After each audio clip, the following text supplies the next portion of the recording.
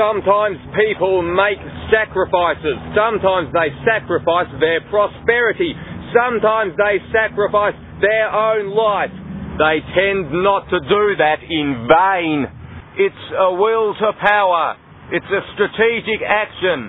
The strategy is to make a sacrifice in order to achieve one's own goals. Sometimes people martyr themselves. They may elect to die for a cause. It's not about self-preservation for them. They have farther-reaching aims than that. They sacrifice themselves to express their will to power. Thus, the will to power out-prioritises the survival of the self. Sometimes people argue that there is intelligent design. They claim that nature was designed for a premeditated purpose. Well, we know that the supposed signs of intelligence are really just time cube manifesting itself. Through chaos, evolution occurs. But at every step of the way, there are cubic influences. People make very strange claims, though. They claim the existence of religious or superstitious purposes in nature. It's all really strange. They're making really dumb claims. They're making claims that are superficial. You can't overgeneralize the intricate natural systems. If you oversimplify them, you deny that they are deep and that they are elaborate. That will be shallow and ignorant. It will not reflect the truth.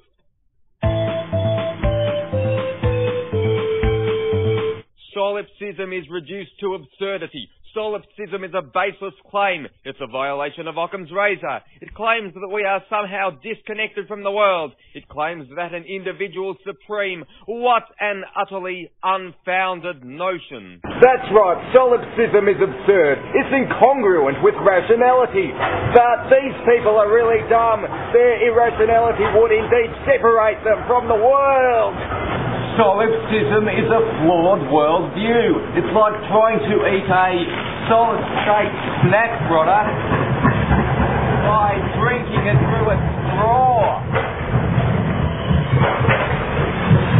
Yeah. Does it really work, does it? I can always do the chopstick kind of thing. Yeah. Well, that has nothing to do with solipsism. Sometimes there are bad theories, faulty concepts, and they persist though. They keep getting attention. Why is that? Well, it's because, strangely, people seem to enjoy refuting them. Now, here's that appalling Cubeless building from that Harmonic Cube 416 video that I uploaded on the 12th of February. And, you know, if people kept coming up here though, if they kept criticising it for being a total piece of junk, well, yeah, I'd agree with them. But it'd be getting all the attention and people wouldn't even know what good architecture is supposed to look like. Yeah, I don't really favour this building, as you might have gathered. I don't like the nihilist, disjointed architecture. So, well, now I'm off to find a better building. Let's go. Woo!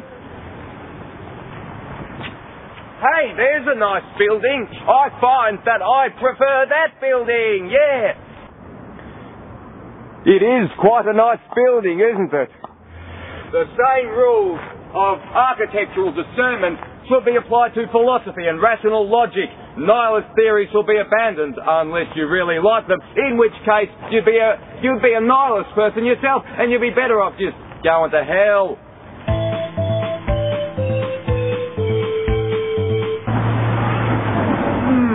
Nihilist people should all go to hell, it's true. But did you know that to will, there must first be impulse? You have to come up with the idea first, and then you might heed the idea, but only if you decide that it's a good idea. Sometimes the ideas can have subtle origins. The slightest flutter of a leaf could bring the destruction of the world. On the other hand, if that leaf flutters slightly differently, the whole world might be saved. And if it flutters repeatedly, it might cause evolution. Or it might mean that the wind's picking up. Speaking of evolution, philosophy evolved, thought evolved, science evolved, rational capacities evolved. Individuals do make a contribution to all of those things, but beyond and greater and larger than them are the labyrinths of thought. It's all linked together with the remainder of the word virus. It's all linked together in a mobile intertwinement. Sometimes even our thoughts are limited by our words. We should not let words constrain us. We don't want to be enslaved. We don't want to be enslaved, but we can't have full free will, however. We're held accountable to the rest of our environment and to our fellow word animals. Yes, there is free will.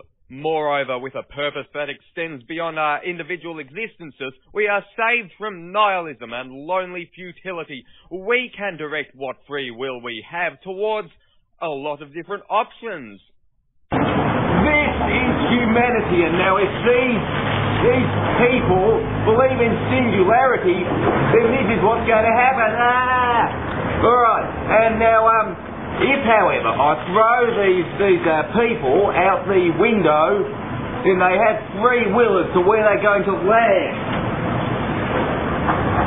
Well, I can't really throw them through the window pane itself. Wow, alright, but now if I plant the seeds of cubic wisdom, where are we? Plant them in there. Oh my God. I think the chips are a bit soggy now, or the people, or the humanity.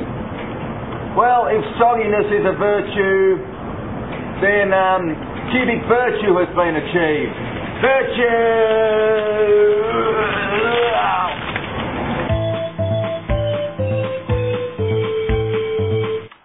There is no simple natural law. It's a combination of many different forces and powers. Let me reiterate that nature is a complex system that's not governed by any simplistic, superficial rules. 4 is the supreme number of the universe. That's the way to do it. Check it out. Hacksaw. Dinosaurs are extinct, and so will humanity be extinct if it doesn't, accept the time cube. That's the way to do it, but check it out. Hacksaws, etc.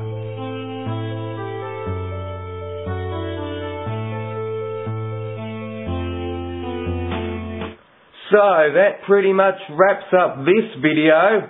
Some of the content was based on sections of Beyond Good and Evil by Nietzsche. Yeah, nice philosophy and all of that. Anyway, we got CubicAO.tk for Cubic Awareness Online and all of that. What else have we got? We got timecube.com for Dr. Jean Ray's scriptures. And we got the Graveyard of the Gods, the forum for the CubicAO. Yeah. So let's all discuss the time cube and have a cubic time. Keep it cubing, my cubes. What's up? Alright, bye bye.